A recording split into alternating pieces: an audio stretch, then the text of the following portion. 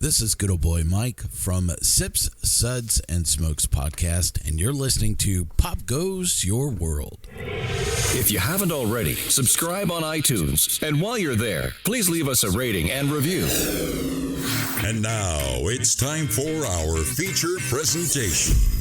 I'm Chris McBrien, and the pop culture from Generation X is everything to me. And I'm Derek Myers, and I'm here to educate Chris on the great pop culture of today's generation. Episode 209, Fashion in Pop Culture.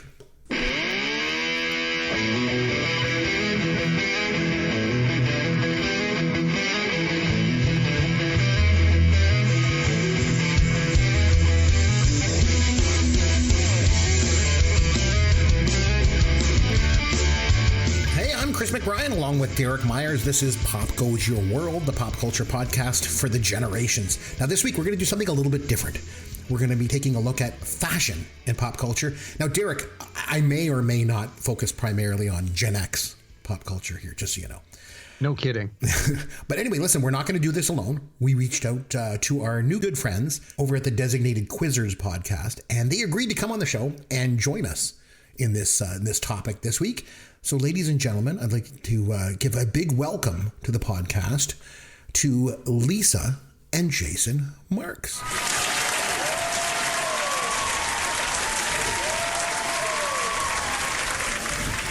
Lisa, how are you doing? I'm good. How are you? I'm good. Thanks for joining us. And Jason, you as well. Hello. How are you? Hello, Chris. Hello, Derek. I am well. Thank you. So a couple of things I want to say. First of all, congratulations on your success with the Designated Quizzers podcast. Things are really starting to take off for you guys over there.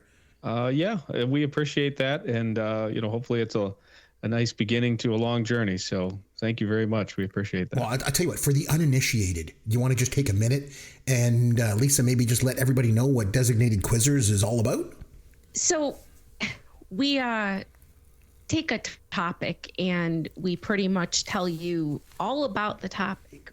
We state a fact, say we are using fashion trends, and we'll state a fact about a fashion trend, but then spin it around and do some sort of educational question that has nothing to do with fashion at all.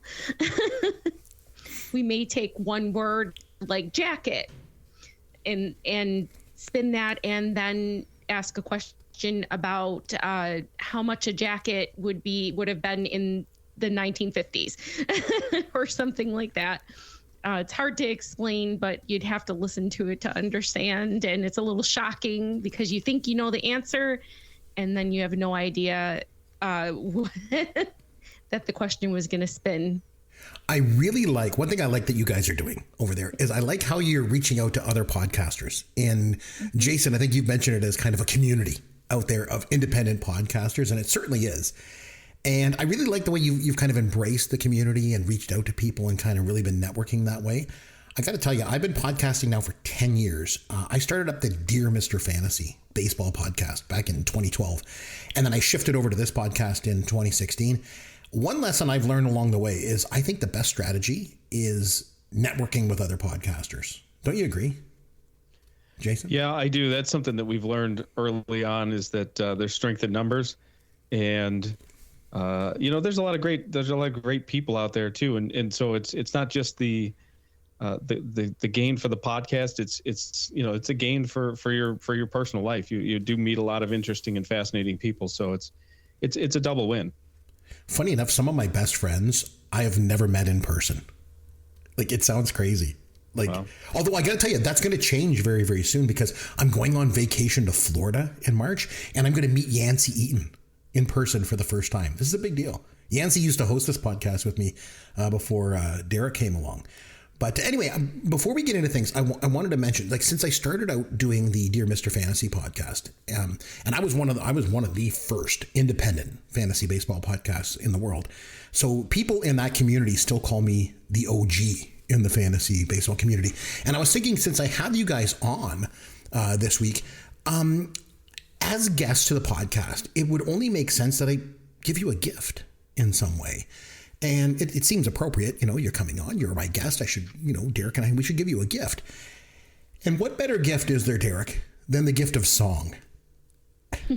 Well, it depends which gift you're going to give them. But so, as I mentioned, no, you're both Gen Xers, right? You're both born in the 70s, right? Mm-hmm. Correct. Yep. Yeah. So me too. We're going to get along great. So like I say, I started up Dear Mr. Fantasy, and people called me the OG. So I'm known as the OG. So here's a song that I wrote, and I just wanted to share it with you.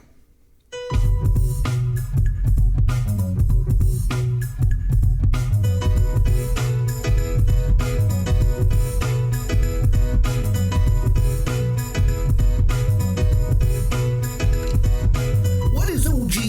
Well, let me see. It ain't what you think. When it comes to me, it's something different. Don't you see? I am the OG, and it is me.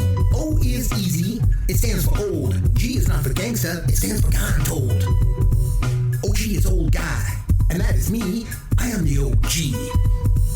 I'm the OG. Yeah, you know me. Yeah, I'm the OG. Yeah, you know me. I'm PHAT. Yeah, you know me. I like old movies. I'm so groovy. Yeah, you know me. I got no groupies. Yeah, you know me. But I'm the OG. Yeah, you know me. Yeah, I'm the OG.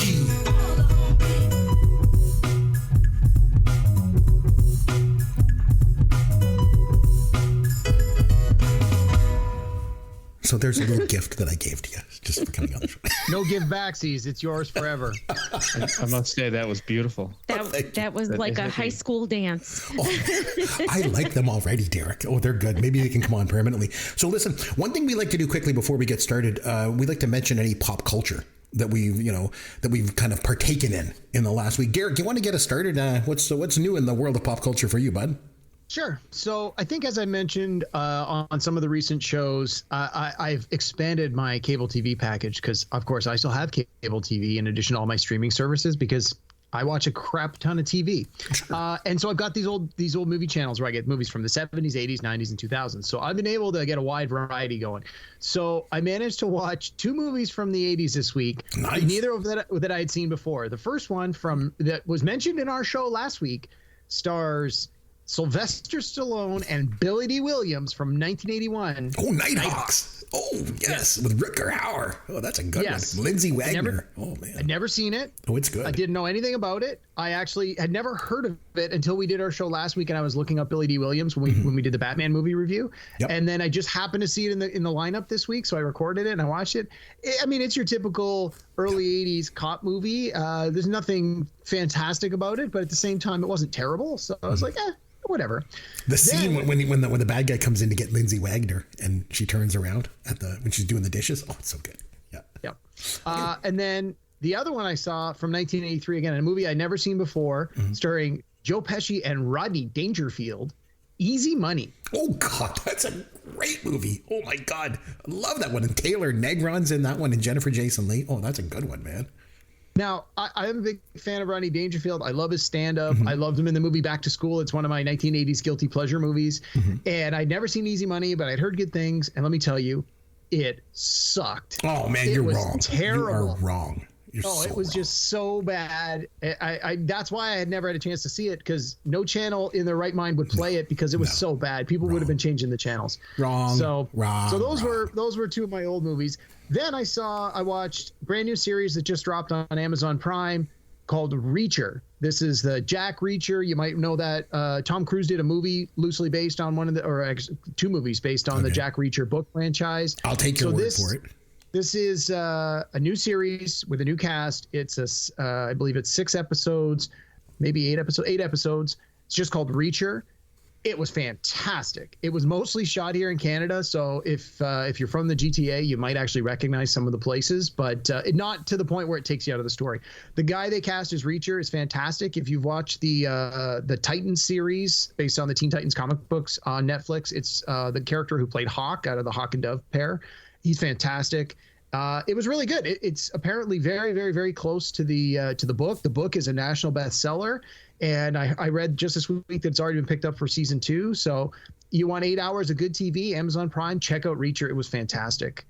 And then, of course, it wouldn't be a week on this show if I didn't have a chance to tell you about a documentary that I watched. Did you say documentary?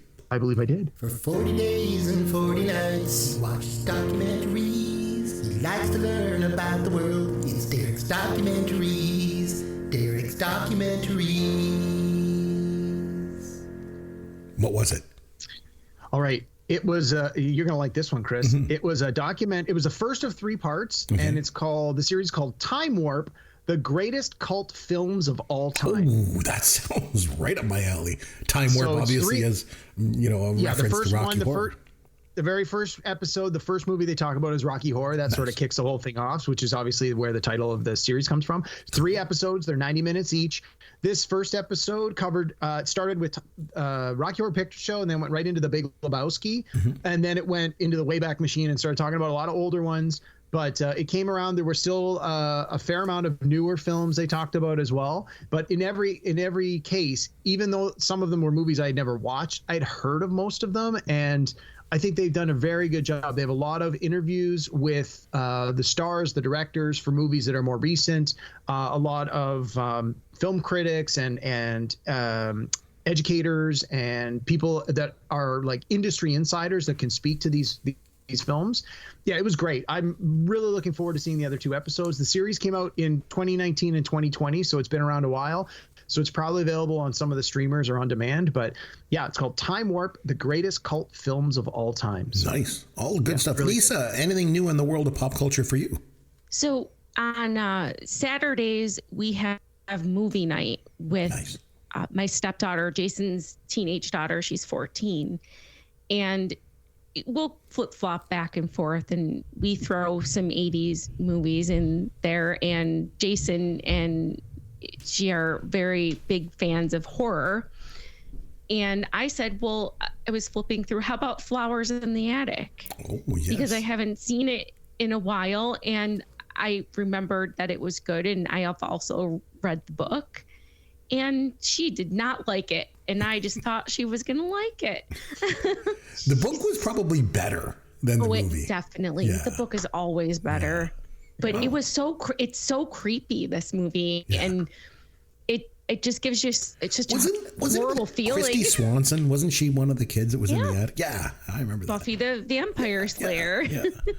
Jason, any movies or TV shows or anything that you've been able to take in the last week or recently? I'm going to go back a previous week. So I guess basically we're gonna stick with the Saturday night movie theme because that seems to be the big moment each week that we get to pick up on things. So the previous week we went a little more modern, and we went with the movie Get Out. It was Jordan Peele wrote that movie, and it's interesting. I thought it was a very good movie. We really enjoyed it, and actually my daughter watched it.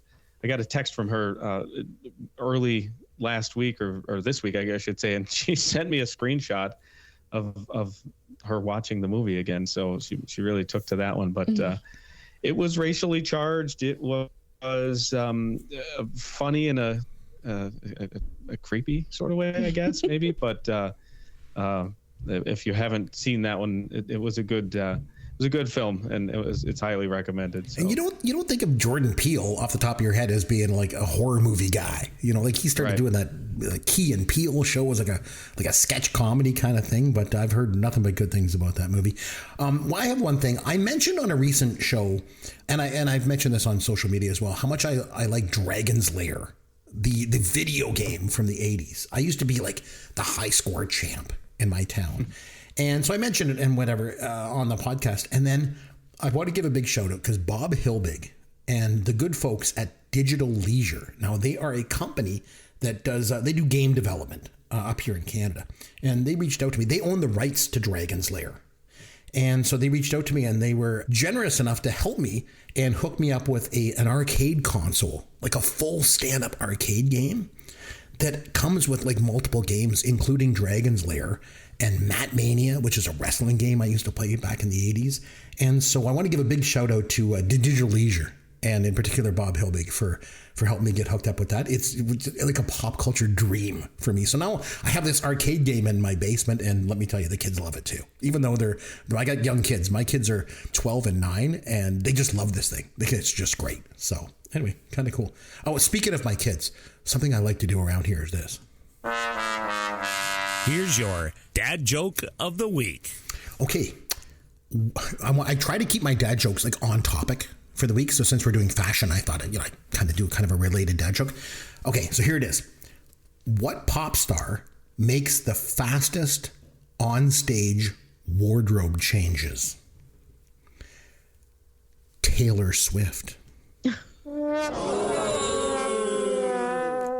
Taylor Swift. Taylor Swift. Get it, Derek? Get it? Chris, I've told you a million times, repeating the punchline doesn't make it any funnier. Oh, man, shove it up your... I'm your head counselor. I did not enjoy this anymore the second time. What's going on? What's wrong? Never seen it. Never interested in seeing it. No desire to see it. Was not interested at all. Oh, I paid $200 for these shoes, but I mean on the best. It's certainly tame by today's standards. There's a very fat pair of pants hanging from the flagpole this morning. It is not something I think I ever need to see again. Oh! Matt Damon. Matt Damon.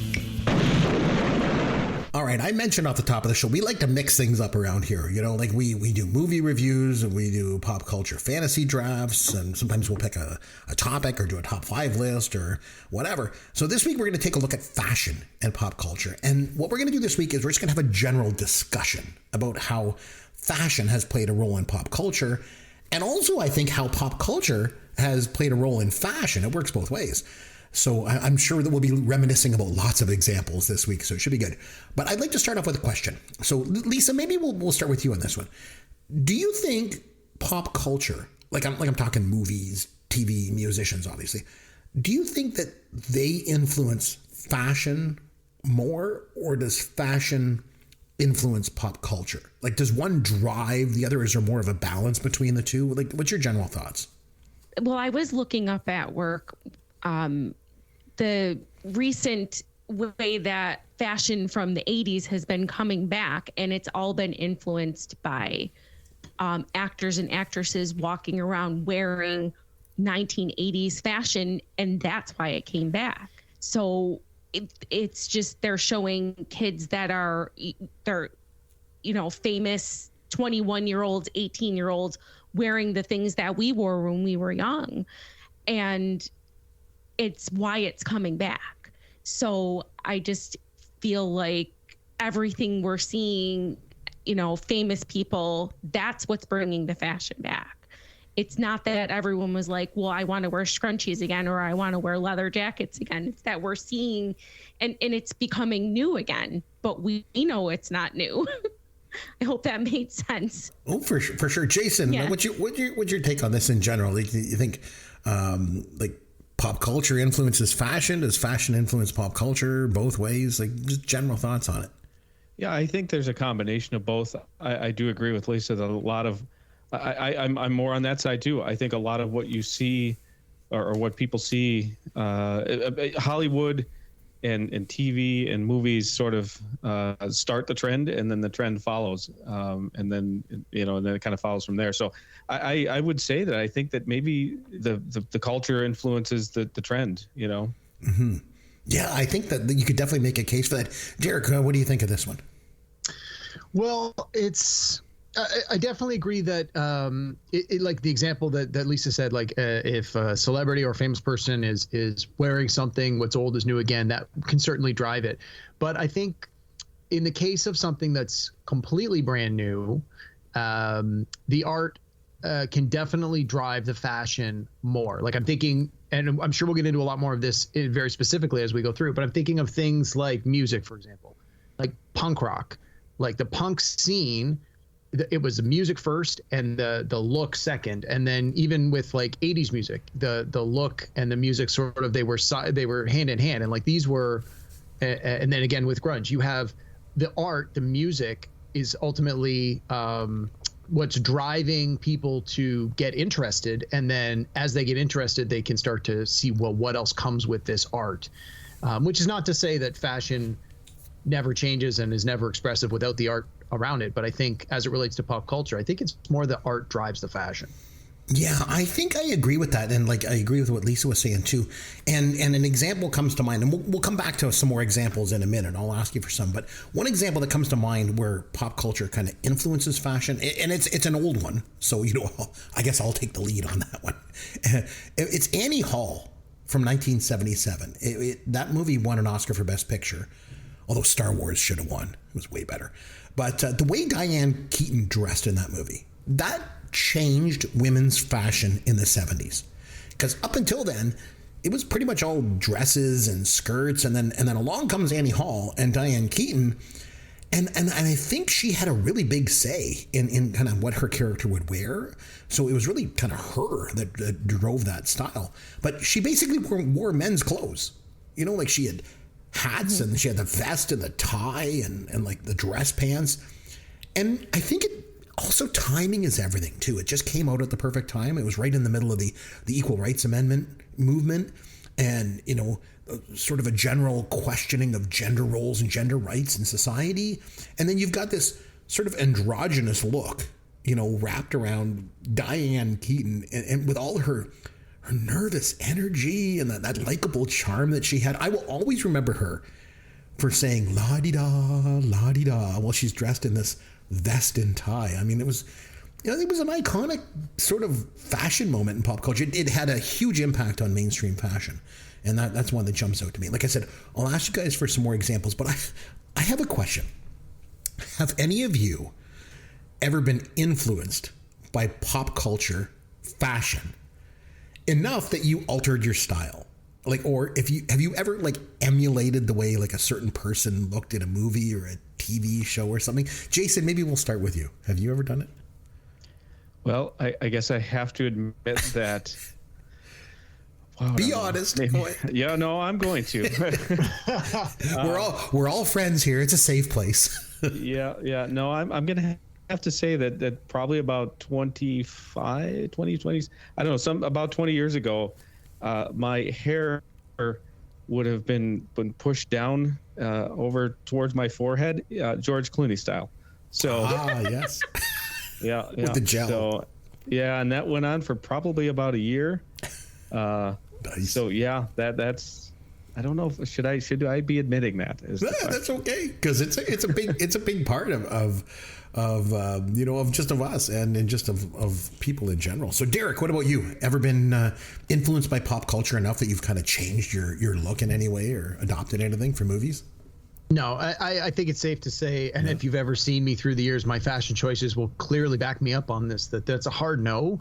But I think that the bigger trends that would happen in fashion that were driven from pop culture were hard to avoid. So, for example, in the 80s, things became very bright colors, neon colors, yes. Things of that nature. So even as a younger teenager, and even when I was able to start to buy my own clothes and pick how I wanted to look, I didn't have a lot of options.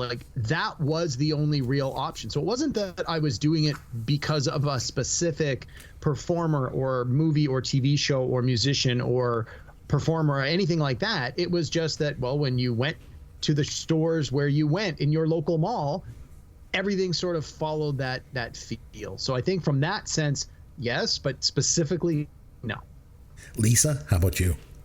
Oh, mine is definitely when grunge became popular. That's 100% the most memorable fashion trend I definitely followed that one. I had plaid shirts, I had combat boots with dresses. Yeah, you name it. I mean, and I loved that music. It was so different from everything that you could, listen to at that point. There was hip hop, I think, and then grunge at that point. And I was never, I think the boy bands were still kind of there, but I never fell on, I was never with the boy bands. And just the Pearl Jam and Nirvana and all that, just, I don't know, it resonated with me, and then I had to follow the fashion. If you could call that fashion. It was almost the absence of fashion. Yeah. Yeah. It was lazy. It was very lazy. I've been influenced by lazy. Does that count? I think for me, as far as fashion goes, at least as it's been presented in pop culture, I'm kind of like Derek in the sense, it's never really had a lot of sway over me personally. I don't ever recall going out and buying clothes to wear just, because a certain TV celebrity dressed that way or anything. But there was definitely one thing in regard to pop culture that affected the way I dressed for a while when I was a teenager. I've mentioned this on the show before, that I was a bit of a metalhead. I don't know do you guys ever remember those black rock band t-shirts? Remember the ones with the white sleeves? Yep. Yeah. I had like Ozzy, Triumph, Def Leppard, Quiet Riot, Helix. Like I was a total metalhead. So that was one thing I definitely did. Like I kind of, incorporated that. I don't know if that really counts, but so I mentioned an example with Annie Hall of an example of fashion and pop culture. So I don't know, maybe we'll just kind of go around and just maybe mention one that and we can just kind of talk about it. Lisa, you want to give us one? What do you think? For me, it has to be Madonna. And I'm looking at my example that I have here. She, I just remember I was a little girl, and all of a sudden we were dressing like Madonna. The rubber bracelets, the different colored socks, everything was neon. You had the bows in your hair like Madonna. It was just, she was so influential. The gloves too. Oh, the glove, the lace gloves, the pearls. Yeah, and we. At that point, I was, I don't know, 8, 9, 10 years old, and just dressed like Madonna.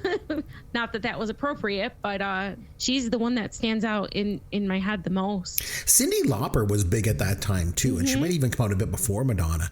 And she was kind of that kind of crazy, goofy kind of style too, with all that kind of stuff. Jason, any examples of fashion and pop culture that kind of stand out for you over the years? I was 2 at the time, or maybe it was 1, but one that I always go back to is the late 70s with the disco era and the Saturday Night Fever and the John Travolta look. Yes. I tried to figure out how to make my collars more starchy and stand up a little bit better at the times when I was wearing collared shirts. So, I guess, earlier I talked about hair, but that's not really necessarily fashion, but that is actually another thing that I tried. It is, I think. Which didn't succeed because the collars weren't tall enough and it wasn't starchy enough. But yeah, that's definitely one that I gravitate towards to Garrick? think about. What about you? So the sort of the fashion icon that always jumps out to me. So, and when we first brought up this idea of the topic, it just screamed right at me, David Bowie. I can't think of a better example of art and fashion coming together as one and one influencing the other. Obviously, Bowie ahead of before my time, because I was born in the mid 70s and he was, big in the 60s, 70s and 80s. And just the idea of an artist who can do something completely outrageous, create these characters that look a certain way, that behave a certain way, but then the ability as an artist and as a performer to discard that and try something completely different, both how he looks and in this case as a musician, how he sounds. And it's just, it always, Bowie is absolutely my absolute favorite musician and has been for most of my life. And the fashion and the image and the style that comes with that is every bit as important to me as the music. So you talk about fashion and pop culture, that discussion is not complete until you talk about Madonna, which we just did, and David Bowie. Bowie really changed over the years too, because in the 70s you think of it as kind of like Ziggy Stardust, and then in the 80s he started wearing the suits, and everything, and kind of doing it that way.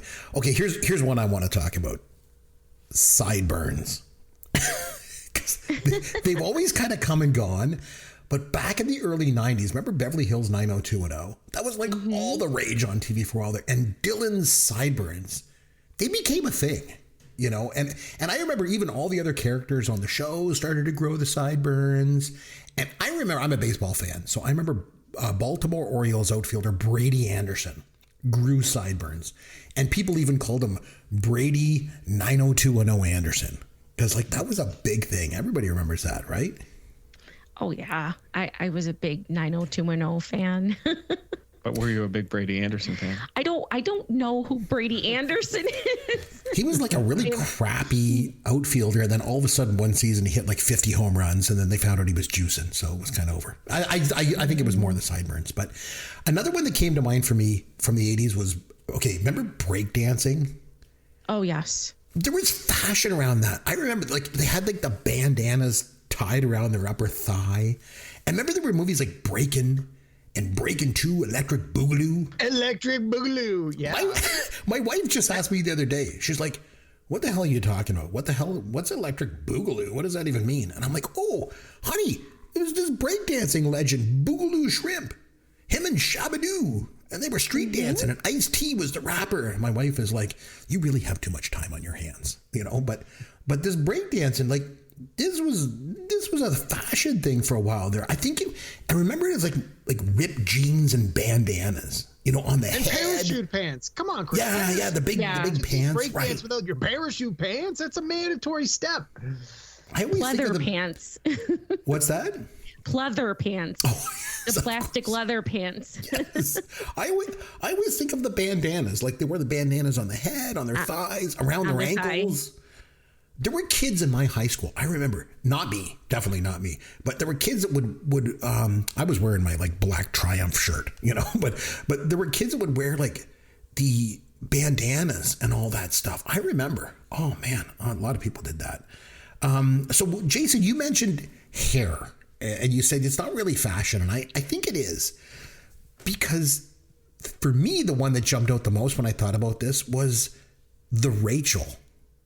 So my wife recently has gone back and watched old episodes of Friends, and that haircut, I mean, that was something. Like, it was huge. I think it probably would be up there with, if not the most, like one of the most influential haircuts of all time. Like, it was an absolute pop culture sensation. Like, yeah, it absolutely defined the mid 90s. And you're completely correct. I looked through a list just a bit earlier, and that was number 2 on that particular list. And there was, you know, Jennifer Aniston as Rachel Green and that hairstyle. I mean, I very distinctly remember the world looking or trying to look like Jennifer Aniston in the mid 90s. So I couldn't agree more with that. I still have sideburns to this day, by the way. Nice. But do you have a Rachel? That really is the question. So that hairstyle was created by Chris McMillan. He was this hairstylist at the time, and it made Jennifer Aniston one of the most influential icons of Generation X. Like I say, my wife has gone back and started watching some of these old episodes. The one thing I will say, because like she's got the show on, and I kind of like watching it from time to time. Jennifer Aniston is one of the most attractive human beings like I have ever seen in my entire life. And so that probably didn't hurt the whole style icon thing. But that haircut. Lisa, any chance you ever had a Rachel back in the day? No, I did not. No way. No, but in the 80s and the 90s, I had the giant bangs. Oh, yes. The hairsprayed bangs. The higher you could get them, the better. It's funny when you mentioned about the hair gelled forward like George Clooney did it. For me, I didn't think that he started that because, you know, speaking of Jennifer Aniston, I think it was Ross on Friends that started that. Wasn't it like where he gelled it and kind of combed it forward? Because that was a big thing too. Like, I mean, Joey started wearing that look on the show as well, and then I think George Clooney kind of got it from there. That might be correct. Yeah. But it's funny you talk about, you know, that Friends show had so much influence on, on fashion for sure. I mean, now that we're having this conversation, it was the 90s version of Madonna almost. The thing is, I don't think there's anything like this anymore. There might not ever be anything like this again, because I think those days are gone when everyone, you know, watched Friends on Thursday night. You know, like I think now with streaming services, like people just watch whatever they want whenever they want. And there's no real synergy, you know what I mean, across like mass audiences. So I don't know if it's even possible today to have fashion emanate from television. That's for sure. I don't know. What do you think? Lisa, do you agree with that, or what do you think? Well, we want everything on demand. You know, and I think that's why fashion is circling back around, and now we're seeing 80s and 90s fashions because, you know, a lot of us are watching old repeats and shows like Friends because we have them at our fingertips. Netflix, you can watch anything you want at any time. You can watch the whole series of Friends in an entire week, you know, and so that nothing in fashion is new. It's all recycled, and the 80s is really coming back. It's just and everyone that's young thinks that's new fashion, and really all it is recycled fashion. It's everything we already wore. And you know, we've said around here before, like nostalgia is a powerful drug. Mm-hmm. You know, and so as we go back and we have access to all this pop culture from, you know, generations past, we can go back and watch a lot of this stuff. There's that sort of hearkening back to that stuff. So that kind of, you know, brings it to the forefront. Derek, you're more like modern than I am. So is there any chance like that, you know, television could ever influence fashion again like it used to? I don't think it can, but. Well, I don't think, not in the traditional sense of television as it was in the 80s, because television's not like that anymore. I think, as we were just talking about, with people able to get their entertainment and their media in all sorts of different ways, mostly through the computer on demand and various social media channels, you wouldn't necessarily try to influence the same kind of audience in the same kind of way today that you did in the 80s, because you have new, different vehicles available to do that now. And I think that with by using the internet, you can be more targeted and you can influence a wider audience internationally. Like if you think about 80s TV was, you know, mostly for the US and to a lesser extent Canada, and then obviously other places from around the world were like, oh, well, this is what's happening in America. But now I think the internet has made us so much more of a global community that you can have important trends originating from really anywhere in the world, and the internet makes them immediately accessible to everybody or anybody who might want it. And so I think we're now at a point, and you and I have talked about this a little bit on some of the previous shows, sort of in a more joking manner, the idea of influencers and people whose job is really just to be famous for the sake of being famous and to tout products and to promote things. And whether that thing happens to be a dress, a jacket, shoes, a haircut, you know, glasses, whatever it might be, they can reach so many people so quickly. You know, we're at the point where everyone wants it on demand. They want it right now. Well, that's how you would reach people. That's how you would have a trend now, in the same way you might have that trend in the 80s. At least in my opinion, you would put it out through the internet, through social media, through these influencers, and you can reach these massive audiences. And of course, when things were happening on TV, people would say, oh, well, I have to remember to go to the store and buy that or you know, order that. Well, now you can see it online, and there's usually links right there. Oh, do you like what this influencer is wearing? You want to order this? Click here, order it now, and it'll be in your door tomorrow. So I think not only could you have these kinds of trends happening, I think you would have that instant gratification and wish fulfillment immediately. And the trends can then turn over more quickly, because the people who are actually making money off of it can be like, well, we've sold out of all of that product. Let's send them something new and start a slightly new trend. So when we it's did an interesting change. Yeah, when we did our very first fantasy draft, we did 1984, and the first pick that you made was a TV show, which I never watched back when it was on. When that was Miami Vice. Did you guys ever watch Miami Vice? Because I seem to remember that had a pretty big influence on fashion, if I'm not mistaken. Lisa, did you ever watch Miami Vice?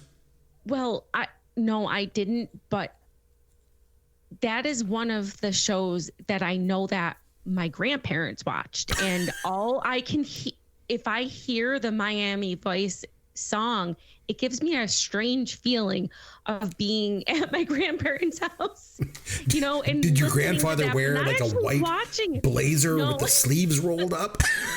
No, but like I do remember my aunt lived at home at the time, and when I would visit my grandparents, of course, her dates would come pick her up. They were all dressed like Don Johnson. They all had, you know, the white suit coat with the pink shirt. And yeah, because it was t-shirt under the suit jacket coat, or the, right, you know, the coat. And yeah, they all dressed like Don Johnson at that time. Derek, you obviously watched the show. You picked it for your TV show. That influenced fashion for sure, didn't it? Yeah, and honestly, I never watched the show. I was only about 10 years old when it came out, but I definitely remember and have since learned more about the fashion trends and all. And you know, just like Lisa said, like it was certainly an opportunity for men to show their stuff. And I think because I think up until then, typically men's fashion was just either a t-shirt and a jeans or a suit. And it was usually a conservative suit, a black suit, a blue suit, a dark brown suit. You know, it was more of that idea. And then as you come into the 80s, things start to change and the colors become more important. And I mentioned earlier about new wave. Like you look at Duran Duran, like I think Duran Duran's a great musical group, but they were the right band at the right time with the right look and the right style. And MTV comes out and now you've got a visual to go along with this audio. And the songs were great, but now people can see what they look like. And I think that was, again, part of that huge trend setting. And, the guys in Miami Vice look just like the guys in the Duran Duran videos. Like you have this sort of double assault from TV and music happening simultaneously. And suddenly it's like, okay, guys can wear bright colors. You know what? Guys wearing a pink T-shirt, that's cool. That's fine. That's hip. That's the thing to do. But 5 years earlier, no way that would happen. So it's sometimes it's just you see it happen in pop culture and suddenly people say, okay, well, if it's happening on this show or this movie or these artists are doing it, it must now be acceptable. So sometimes it can change almost overnight and in all the right ways. Do any of you remember a trend there for a while in the 80s where it was like all leather clothes with zippers? Remember those? Michael Jackson. It was Michael Jackson who started that. It was, even sweatpants had leather on them. I remember having leather patches on the knees and the elbows of, sweatsuits. And it's like, why? It was a whole Michael Jackson thing. The red leather jacket with the zippers, everything. Yeah. Red with black zippers. I always remember Beverly Hills Cop when Eddie Murphy is walking down the street and he sees those two guys that are like wearing the full leather clothes with the zippers and he's just laughing at them. Like even then it almost seemed like a punchline, But Eddie Murphy wore the leather on stage with his. You're right. So who started it? Was it Eddie Murphy or was it Michael Jackson? That's a good point. When he did Raw, he basically did the whole show in like a leather thing with zippers on it. That's so funny. I never even clued into that. So in Beverly Hills Cop, he's laughing at people for dressing like that. And then he does Raw dressed like that. It was purple. That was the only thing. Jeez. Moving into the 90s, anybody remember Criss Cross? Oh, yeah. Of course. The influence that they had on fashion for a while there with the backwards pants. I don't know if that actually ever caught on, though. I think that people tried it, but it was uncomfortable. I just don't remember that one picking. I think they wanted it to catch on more than it actually did. But this was an example of style over substance, right? It was, here's an artist trying to, or in this case, two young kids trying to break into an industry that is incredibly difficult. They have talent, but they're not necessarily that much more talented than the next guy. How do they differentiate themselves? Oh, well, we're going to have this interesting fashion choice. Rightly, wrongly, it's bizarre. It's great. Whatever you think of it, it's different.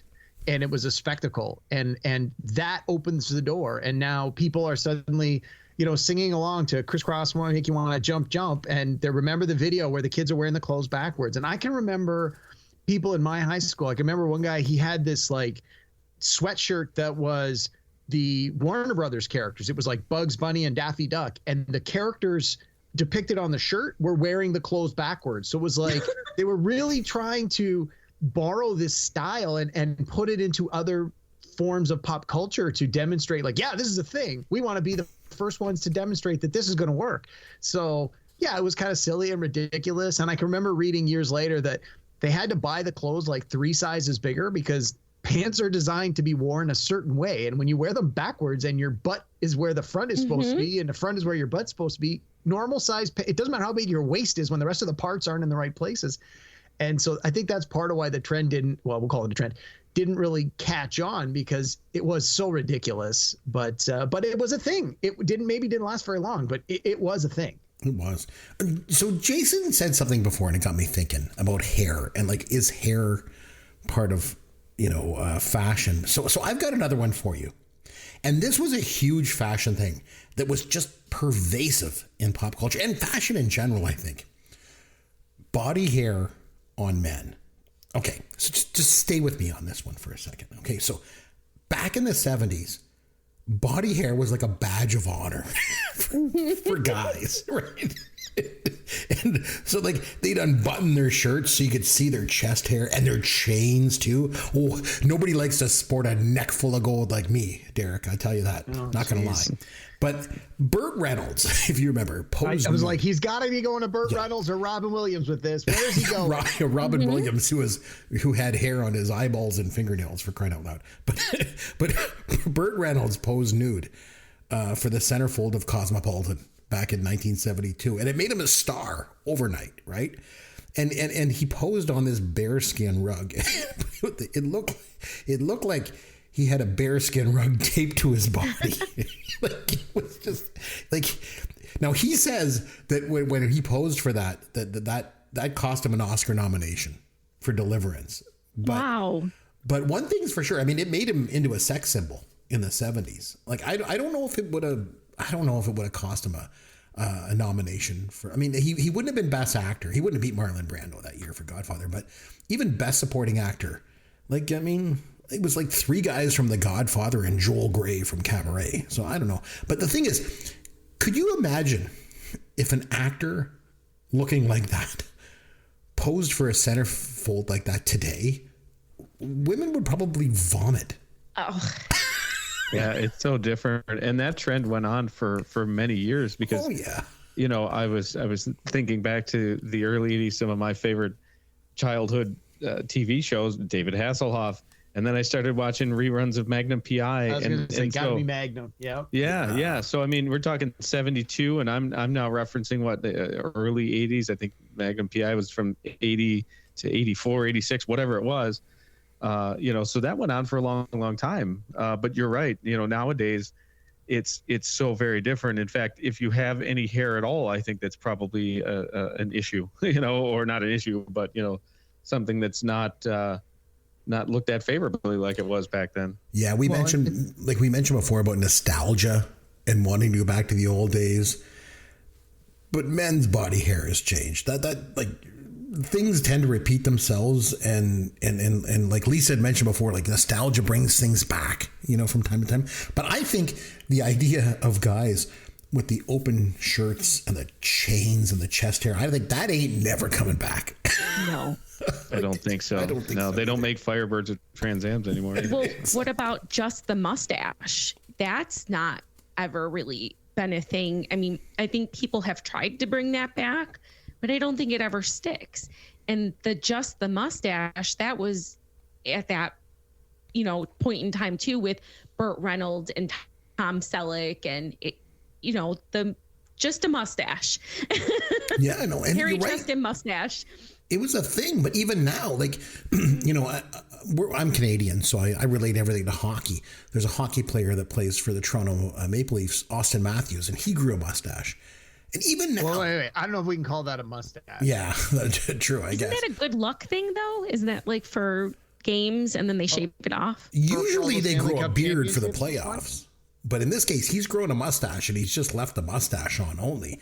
But it's even now, it's like he looks like this cheesy porn star, like that's always the mantra that people go to. So I cannot see mustaches coming back either. That's a good point. So I think that's a good point too. That's one of the things that there are some trends that seem to try to come back repeatedly, and the mustache I think is one of them.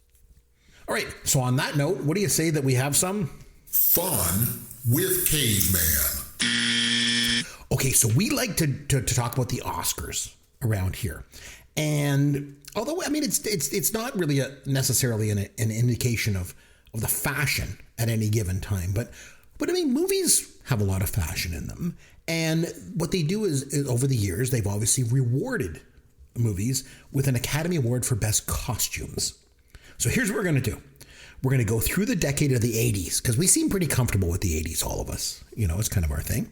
So here's what I'm going to do. I'm going to give you the year and I'm going to give you 2 of the nominees for the Oscar for Best Costume from that year. One of them is the winner and one is not. And you just have to pick the winner. So it's like 50-50. Super easy, okay? So 2 movies, both were nominated for Best Costumes. One's winner, one's not the winner. You got to pick the winner, okay? For Best Costume Design. So Lisa and Jason, you guys can be a team on this one. You guys can work together, okay? So we're going to start with 1980. 2 movies are Somewhere in Time or Tess. Which one won the Oscar for Best Costume in 1980? I'm going to say Tess.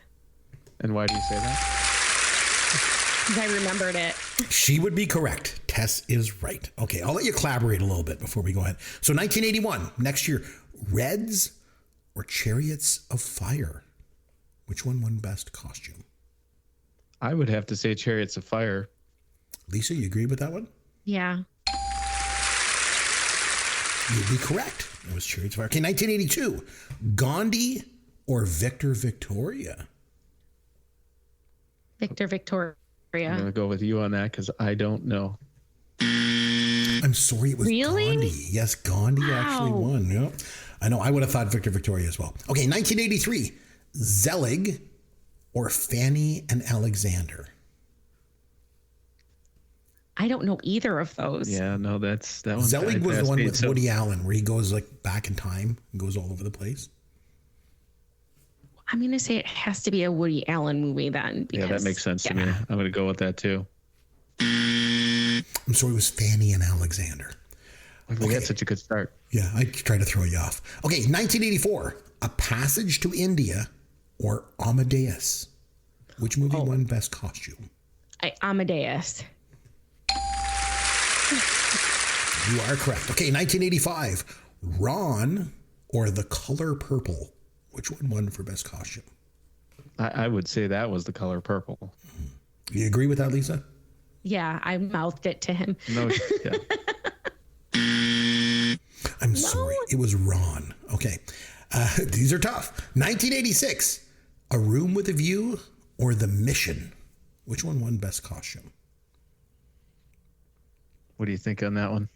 I would say A Room with a View. I think I agree with that one. You are correct.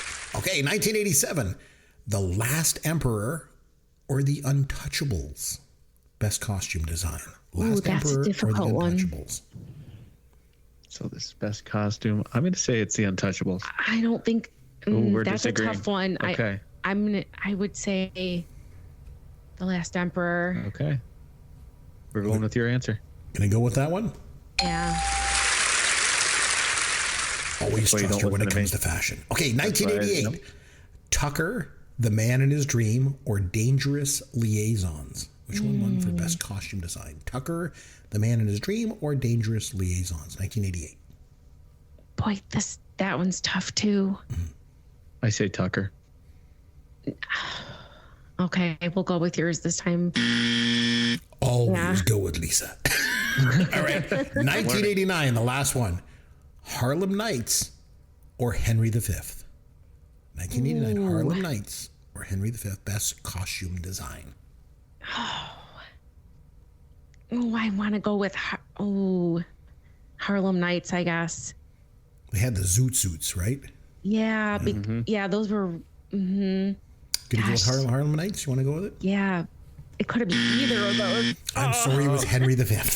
These are Yeah. tough. Those are tough ones. So, yeah, you got about half of them. So it was like, and it was all 50-50 the whole way. Right. So Right. I want to say big thanks to our guests this week, Lisa and Jason Marks. You're going to find them over at the Designated Quizzers podcast, everywhere you listen to podcasts. You can also find them on Twitter at Designated QZRS. Is that Z or Z? Which one's Canadian? Which one's American? I never, That's a good point. We may have to start saying it that way. which one is it? Is it Z or Z? Well, Well, we it's say Z in the Z. U.S., yeah, but I think Yeah. it's definitely Z in Canada. Z in Canada? Is that the way it is, Derek? It's supposed to be Z? It's supposed to be. Yeah, I don't know. I think I say Z most of the time. I guess I'm influenced by American pop culture more. So Derek, it's over to you to nominate a film for us to review next week.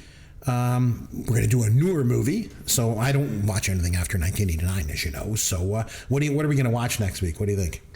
All right. I'm sort of cheating on this a little bit because I actually watched this movie yesterday. Okay. Just randomly, it happened to be on. And I thought, I haven't seen this in a while. I'm going to watch it. And I actually liked it a lot more than I remembered it.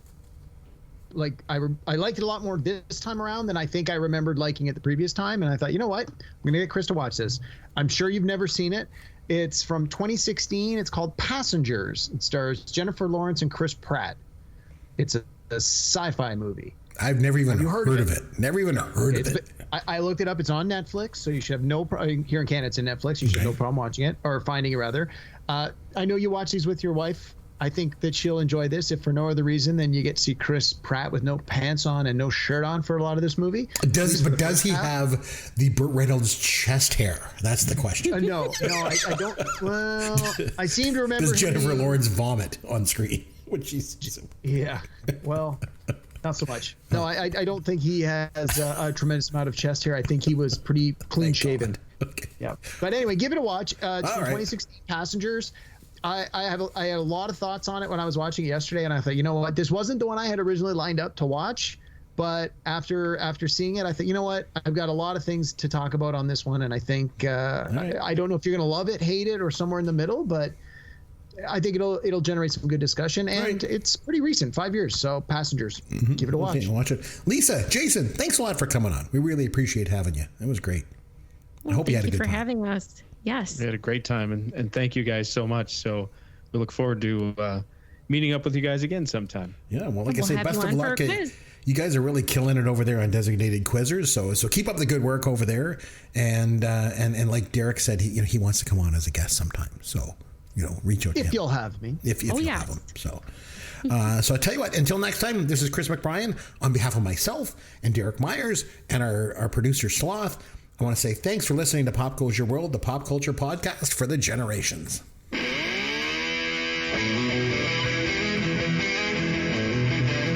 Thanks for listening to Pop Goes Your World. You can contact Chris and Derek at popgoesyourworld.com. Please take a minute and review the podcast on iTunes or wherever you download and listen to the show.